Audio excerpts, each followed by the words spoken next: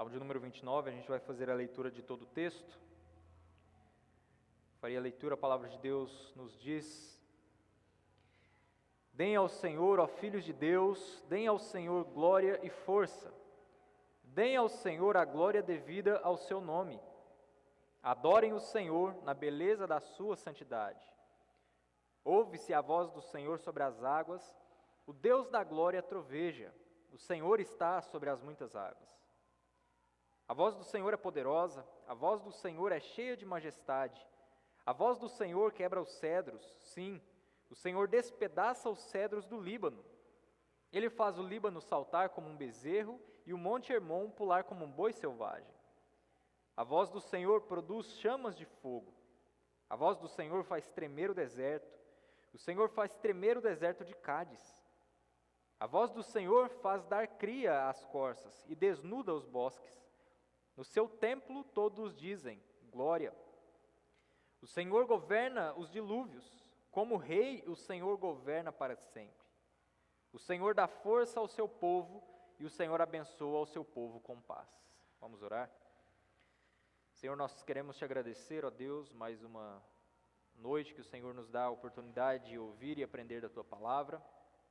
Nós queremos clamar que o teu Espírito Santo esteja falando ao nosso coração, nos instruindo, corrigindo, exortando, para que nós possamos de fato contemplar as tuas maravilhas, contemplar a tua glória, entender, ó Deus, quem o Senhor é, entender o quão grandioso é o Senhor. E que assim, ó Pai, nessa noite, nós possamos ser transformados pela Tua Palavra. Nós oramos gratos a Ti, em nome de Jesus. Amém. O Salmo de número 29, ele é um convite de Davi para que a idolatria seja abandonada e o Deus verdadeiro seja adorado. Talvez quando a gente faz a leitura... Isso foi difícil, hein? Talvez quando a gente faz a leitura inicialmente desse texto, a gente não percebe algumas coisas, porque Davi ele fala nas entrelinhas, no seu contexto, porque ele vai utilizar muitas figuras aqui para falar tanto sobre Deus.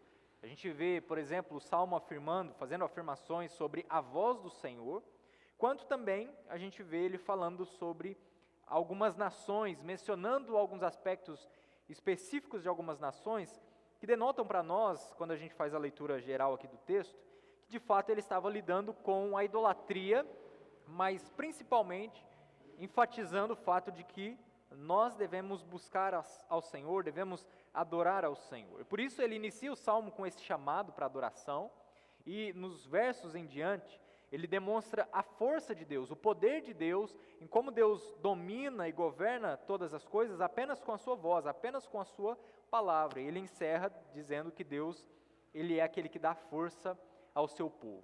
Para a gente entender um pouco melhor o Salmo, é importante a gente entender algumas coisas aqui do contexto. Davi, ele viveu no período, no ápice de um povo, que era o povo fenício. E a gente percebe que a linguagem que Davi utiliza aqui nesse salmo é uma linguagem que era utilizada pelos fenícios. E por que nós sabemos disso? Porque, por exemplo, o versículo 6, Davi vai afirmar, falar sobre o Líbano e falar sobre Sirion. O Líbano era a principal região do povo fenício. E Sirion, ele é mencionado também na Bíblia com outro nome, que é o Monte Hermon. Se você ler, por exemplo, Deuteronômio capítulo 3, versículo 9, vai dizer o seguinte, que os sidônios chamam Hermon de Sirion, e os amorreus chamam de Senir. Então, o mesmo monte tinha 3 nomes. O povo de Israel chamava de Monte Hermon, os sidônios, como o texto aqui vai dizer, ou o povo fenício, chamava de Sirion, e os amorreus chamavam de Senir. Esse Monte Hermon, ou Monte Sirion, que é mencionado aqui no texto, ficava o principal santuário para um deus chamado Baal. Você ler o Antigo Testamento, você vai encontrar muitas vezes esse deus sendo mencionado. Inclusive, quando o povo de Israel entra na terra de Canaã, ele começa a dominar a terra, um dos principais deuses que Israel se envolveu com a idolatria relacionada a esse deus foi o deus Baal. E normalmente, eles atribuíam o nome Baal com também o nome Hermon. Então, por exemplo, se você abrir sua Bíblia em 1 Crônicas 5, 23, vai dizer que o povo habitou daquela terra de Bazã até Baal-Hermon. Juízes 3, versículo 3, também vai chamar o monte Hermon, aqui no texto do Salmo, o monte Sirion, de Baal-Hermon. Então, nesse monte Hermon, que é chamado aqui no texto de Sirion, ficava o principal altar para o deus Baal, um dos principais altares para o deus Baal. E o que nos leva a crer que Davi estava falando aqui nesse texto, exaltando o nome de Deus e dizendo que os povos deveriam adorar ao Senhor, mas ao mesmo tempo falando contra a idolatria? Porque a expressão El, que é normalmente atribuída a esses deuses, era uma expressão que significa criador. É um criador cujo nada acontece fora do seu controle, do seu domínio. A imagem desse Deus é como alguém que está assentado sobre um monte, sobre uma montanha, e de lá governa todas as coisas.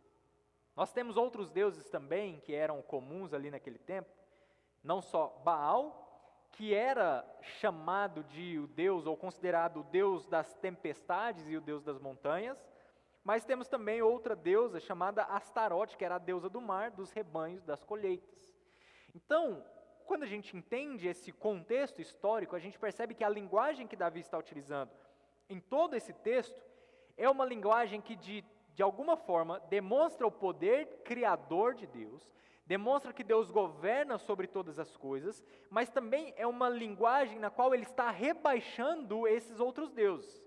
Então, o Deus El, que era um Deus criador, era o Deus que sustentava todas as coisas, e as coisas aconteciam segundo o seu domínio, segundo o seu poder. A deusa Astarote, que era a deusa do mar, dos rebanhos, das colheitas, e até a deusa da fertilidade. E Baal, que era o deus das tempestades e o deus das montanhas.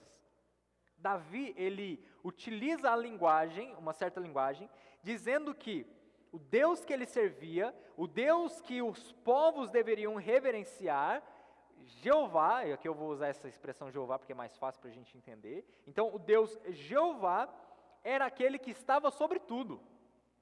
Então, por mais que os povos, os fenícios, aqueles que estavam ali na região, adorassem Baal, Astarote, o Deus El, mas o que Davi vai dizer é que o Senhor, Jeová, que era aquele que deveria ser adorado, ele é que estava sobre todas as coisas. E a gente vai ver algumas características aqui nesse texto que são bem interessantes com respeito àquilo que Davi vai afirmar. Mas primeiro a gente vê que Davi faz um convite à adoração. Olha o que diz versículos 1 e o versículo 2. Deem ao Senhor, ó filhos de Deus, deem ao Senhor glória e força, deem ao Senhor a glória devida ao seu nome. Adorem o Senhor na beleza da sua santidade. Aqui é interessante, e os tradutores bíblicos, eles fazem isso para facilitar um pouco mais para nós o entendimento. Mas se você perceber, todas as palavras que Davi vai utilizar aqui nesse texto, sendo referentes a Deus, estão escritas Senhor com todas as letras maiúsculas. Claro que a palavra S aparece um pouco maior, mas as palavras sequentes, que formam a palavra Senhor, estão em letra maiúscula, só que com um tamanho de fonte um pouco menor. Se você perceber e abrir outros salmos, por exemplo, você vai ver que alguns salmos vai colocar o nome Senhor com a letra maiúscula e as outras minúsculas. Mas aqui no texto é a letra maiúscula, as outras também são maiúsculas. Por que os tradutores eles fizeram isso? Porque todas as vezes que a gente encontra a palavra Senhor escrita dessa forma, com todas as letras maiúsculas, significa que o nome de Deus que está sendo mencionado é o nome que comumente a gente chama de Jeová, Yavé, alguns outros chamam de Yavé, mas é um Deus sendo mencionado com o nome Jeová. Por que isso faz diferença no texto, ou por que isso é importante aqui no texto? Porque Jeová, Yavé, independente de como é a forma que você pronuncia esse nome, é quando Deus é mencionado como um poder, com majestade, com glória, com domínio, com força. Então, todas as vezes que Davi utiliza o nome Jeová aqui no texto, ou Yahvé aqui no texto, significa que Deus é um Deus poderoso, é um Deus grandioso, um Deus cuja todas as coisas está debaixo dos seus pés. Ele governa tudo. E perceba que interessante o texto, ele já inicia o versículo 1 e versículo 2 com um chamado à adoração ao Deus verdadeiro. Ele menciona os filhos de Deus, aqui filhos de Deus não está tratando sobre anjos, a gente vê esse termo sendo usado, por exemplo, em Gênesis 6, em Jó capítulo 1, para falar sobre os anjos, mas aqui não. Aqui ele está mencionando o povo de Deus. Essa expressão, filhos de Deus, ela deve ser entendida aqui nesse texto como aqueles que têm fé em Deus. Então, o primeiro chamado que Davi faz é para que todos aqueles que têm fé em Deus deem glória, deem força ao nome do Senhor, deem a glória devida ao seu nome e adore ao Senhor. Aqui ele vai dizer que os filhos do Senhor, eles deveriam adorar a Deus. Aqueles que creem em Deus deveriam buscá-lo, deveriam adorá-lo, deveriam dar glória, render glórias ao nome do Senhor. Em paralelo, em contraste, os filhos de El, que era o Deus mencionado aqui, se envolviam na idolatria. Mas nós, povo de Deus, devemos tributar ao Senhor glória e força. O Deus dos fenícios, que era considerado um Deus grandioso, um Deus todo-poderoso, esse Deus não é digno de adoração, não é digno de exaltação, porque aquele a quem o povo, os filhos de Deus, devem tributar honra, glória, força, poder, majestade, é Jeová. Então ele faz inicialmente um chamado à adoração. E ele diz que nós devemos atribuir, devemos tributar a Jeová a glória que é devida ao seu nome. Então não são os deuses dos fenícios que deveriam ser adorados, mas é Jeová. E nós devemos adorá-lo na beleza da sua santidade. Veja que interessante aqui é o texto, porque literalmente quando ele diz adorai ao Senhor na beleza da sua santidade, ele está dizendo inclinem-se diante do Senhor nos adornos da sua santidade. O que isso significa? Significa que os adoradores de Baal, de Astarote, de El, eram adoradores que, na forma de adoração, construíam, criavam todo tipo de adornos para adorar então esses deuses. Então, por exemplo, eles tinham seus santuários, tinham as suas estátuas que eram feitas pelos ourives, mas Davi vai dizer que o Deus verdadeiro, ele não é adorado pela beleza dos seus templos. Ele não é adorado pelos adornos que são criados para a sua adoração. Ele é adorado por causa da sua santidade. Ele não precisa de templos para ser adorado. Ele não precisa de objetos que sejam representativos a esse Deus para que ele então seja adorado. Não. Esses filhos de Deus que estão sendo convidados a adorar ao Senhor deveriam adorar a Deus, porque Deus é santo. Não porque ele tinha templos grandiosos, não porque ele tinha imagens, esculturas que de alguma forma o representassem, mas ele deveria ser adorado pelo seu caráter, por aquilo que ele é, pelo fato de que ele é santo e há beleza na sua santidade. Templos podem ser destruídos, as estátuas podem ser quebradas, mas o Deus verdadeiro não necessita de nada disso para ser adorado. Jesus vai dizer, e numa conversa, em uma de suas conversas, foi perguntado a ele aonde eles deveriam adorar. E qual que é a resposta de Jesus? Os verdadeiros adoradores adoram o Pai em espírito e em verdade. Ele não precisa de um monte, ele não precisa de um templo, ele não precisa de uma estátua para que a gente se lembre dele e então o adore. Não, ele não precisa de nada disso, porque o seu caráter ele é suficiente para a sua adoração. E veja que os homens, os ímpios, eles se envolviam nessa idolatria com esses deuses, mas os filhos de Deus devem adorar ao Senhor por aquilo que Ele é. E então, no versículo 3, ele fala sobre a majestade do Senhor. Olha o que ele afirma: ouve-se a voz do Senhor sobre as águas. O Deus da glória troveja. O Senhor está sobre as muitas águas. Perceba que Baal era considerado o Deus das tempestades.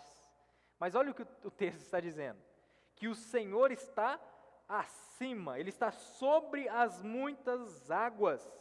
E veja que interessante, porque quando ele fala sobre muitas águas, ele está falando sobre as tempestades. A gente está num tempo de seca, mas de vez em quando dá uma chuva ou outra. O que faz mais barulho na chuva, ou numa tempestade? O que faz mais barulho numa tempestade? É a chuva em si? Não, o que faz mais barulho numa tempestade? O trovão. E veja que, olha o que o texto vai dizer. Mesmo que estejam nuvens carregadas, tempestades, muitas águas, Deus sobressai sobre essas águas. A voz do Senhor troveja, a sua glória troveja. Então, numa chuva ou numa tempestade, o que mais você ouve é o trovão. Aquele barulho estrondoso muitas vezes, às vezes chega a tremer janela, porta. E perceba que a figura que Davi utiliza é que Baal pode ser o Deus das tempestades, mas Deus faz a sua glória trovejar. Baal não é nada, absolutamente nada diante do Senhor. Deus é poderoso, não Baal. E isso é o que ele mostra aqui para esse povo. Além disso, ele vai mostrar que não só a majestade do Senhor troveja, mas ele vai falar ou fazer algumas afirmações sobre o poder da voz do Senhor. Agora veja aqui o que ele diz, versículo 4 até o versículo 9. A voz do Senhor é poderosa, a voz do Senhor é cheia de majestade, a voz do Senhor quebra os cedros. Sim, o Senhor despedaça os cedros do Líbano. Ele faz o Líbano saltar como um bezerro e o monte Hermon pular como um boi selvagem. A voz do Senhor produz chama de fogo, a voz do Senhor faz tremer o deserto. O Senhor faz tremer o deserto de Cádiz. A voz do Senhor faz dar cria às corças e desnuda os bosques. E no seu templo todos dizem glória. Veja que interessante as afirmações de Davi agora. Primeiro ele fala sobre a majestade de Deus trovejando, e agora ele vai afirmar sobre a voz do Senhor. Ele vai dizer que a voz de Deus é poderosa. E ele dá 7 características aqui sobre a voz de Deus. Primeiro, ele vai dizer que a voz do Senhor ela é poderosa. Você já teve o desprazer de cair um raio perto de você? Já ou não? Nunca? Eu tive. E perto assim, sei lá, uns 15 metros de distância. Foi horrível. O pior não é nem a luz, né? Quando você vê a luz já era. Mas o pior é o barulho, o estrondo. Quem já assistiu Pica-Pau aqui? Já viu quando a alma do Pica-Pau sai de dentro do corpo dele e depois volta? É mais ou menos isso aí que acontece quando um raio cai do seu lado. A gente estava lá no seminário, e aí estava uma chuva bem forte, e aí a Bianca falou assim, eu acho que a máquina de lavar ficou ligada. Acho que a pior coisa que eu fiz foi ir lá ligar. Eu fui lá desligar, quando eu desliguei a máquina, eu virei, e a máquina ficava do lado de fora de casa. Eu desliguei e o raio caiu assim atrás de mim. A alma saiu fora igual a do Pica-Pau e voltou depois, né? Mas por que eu estou dizendo isso? A ilustração que Davi fala ou faz sobre o poder da voz de Deus é como esse trovão, o barulho estrondoso de um trovão, de um raio que cai do seu lado. Você perde o fôlego. A Bianca até assustou, achou que eu tinha levado choque, mas não, foi o susto. A voz sai, a cor vai embora. Por quê? Porque é algo poderoso. O que Davi vai dizer é que a voz do Senhor é assim. A voz do Senhor, a segunda característica, ela é cheia de majestade, de esplendor, de intensidade, é algo que é magnífico. Veja que, interessante que se você fizer essa pesquisa, né, um dos maiores raios que já foram registrados no mundo percorreu 709 quilômetros. 709 quilômetros. 709 quilômetros era a distância que a gente percorria daqui para o Paraná. É muita coisa. Veja que Davi está dizendo é que a voz de Deus ela é cheia de esplendor, ela é cheia de majestade, é algo magnífico. Perceba que todas as ilustrações que Davi vai utilizar aqui sobre trovões, sobre chuva, sobre as tempestades, tudo isso não é nada comparado a Deus. Porque veja que, olha outra afirmação que Davi faz sobre a voz de Deus, que a voz dele quebra, despedaça os cedros. O que é um cedro? É uma árvore, mas não é uma árvore qualquer. O cedro, ele poderia chegar, ou ele pode chegar a 40 metros de altura e 9 metros de comprimento. 9 metros. É qualquer coisa? Não. E o que Davi diz? Que a voz de Deus despedaça os cedros. Agora veja que interessante, porque o cedro, ele era o símbolo de poder dos fenícios. Quem que eram os fenícios? Eram esses que são mencionados aqui no texto. Então, o símbolo de poder desses homens, o texto está dizendo que Deus somente com a sua voz despedaça o cedro. E ainda ele afirma que faz saltar como um bezerro e como um boi selvagem. Então veja que Davi está falando o seguinte, que a forma como esses servos de Baal, de Astarote, esses homens que estavam no Líbano, esses homens eram reduzidos a nada pelo poder de Deus. Os deuses que eles tinham, a forma como eles adoravam esses outros deuses, eram reduzidos a nada, somente com a voz do Senhor. Não está dizendo que Deus usa com a sua mão, a sua espada, a sua força, mas apenas com a sua voz. Ele continua e dá outra característica sobre a voz de Deus. Ele fala que a voz do Senhor faz tremer o deserto de Cádiz. Veja que o Líbano, que é mencionado aqui, ele ficava no extremo norte, e Cádiz ficava no extremo sul. Agora perceba que Davi vai dizer que a voz de Deus despedaça os cedros, ao passo que também faz tremer o deserto de Cádiz. É como se Davi estivesse olhando para toda aquela região, aquele lugar, e está mostrando que Deus estava em todos os lugares, de norte a sul, Deus com a sua voz faz tremer, do Líbano até Cádiz. E veja que era lá, nessa região que Davi vai mencionar aqui, que Baal era adorado. Ou seja, ele está mostrando que Baal não é nada, mesmo que Baal fosse adorado ali naquelas regiões, naqueles lugares, por aquele povo. Deus demonstra o seu poder sobre ele. A ideia que os antigos tinham é que cada lugar, cada região tinha um Deus padroeiro. Então, não é muito diferente no Brasil, por exemplo, né, que às vezes a cidade tem os santos, né, que são padroeiros. Era algo muito semelhante. Então, existiam os deuses padroeiros das regiões. Davi está nos mostrando que Deus é aquele que governa sobre todos, que reduz Baal, Astarote, os deuses daquela região, a nada. Deus demonstra o seu poder. O verdadeiro Deus governa em todas as coisas. Por isso que ele continua dizendo que a voz do Senhor faz dar cria às corças. Havia um ditado naquele tempo, que eles afirmavam que ninguém poderia conhecer ou ver aonde a corça dava luz. E o que Davi diz é que a voz do Senhor faz dar cria às corças. Então, usando aquele ditado do povo, né? Ninguém sabe onde a corça dá a luz, mas Deus sabe, porque Deus com a sua voz faz a corça dar cria. E a voz do Senhor desnuda os bosques. Astarote era considerada a deusa das colheitas. E o que Davi está dizendo é que Deus destrói, desnuda os bosques, reduzindo ela a nada. E aí ele encerra versículos 10 e 11, falando sobre o domínio eterno e a bênção do Senhor.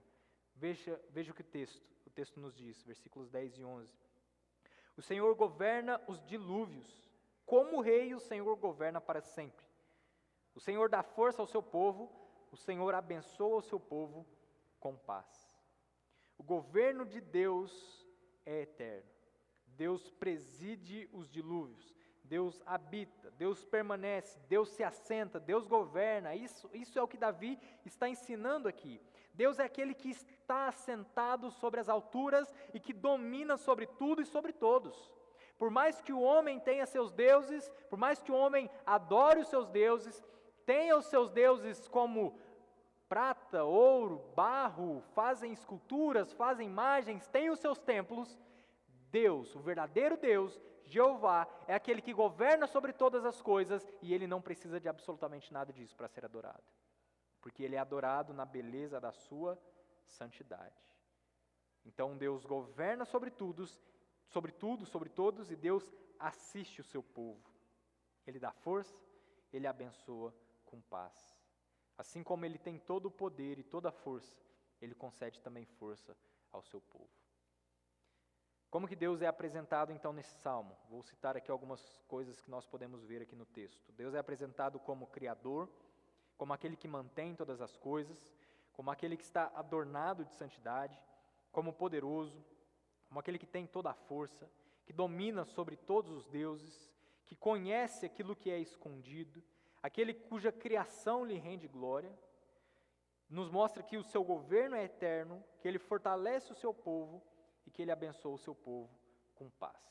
Então, para a gente concluir aqui o nosso pensamento, Davi nos convida a adorar a Deus, fala sobre a majestade do Senhor, fala que somente com a sua voz ele reduz os ídolos, os deuses falsos a nada, e ele então abençoa e governa sobre todas as coisas e sobre o seu povo. O que então Deus espera de nós, para a gente encerrar aqui? O que Deus espera de nós sabendo disso? Em primeiro lugar, são 3 coisas. Em primeiro lugar, Deus espera o reconhecimento de que Ele é único,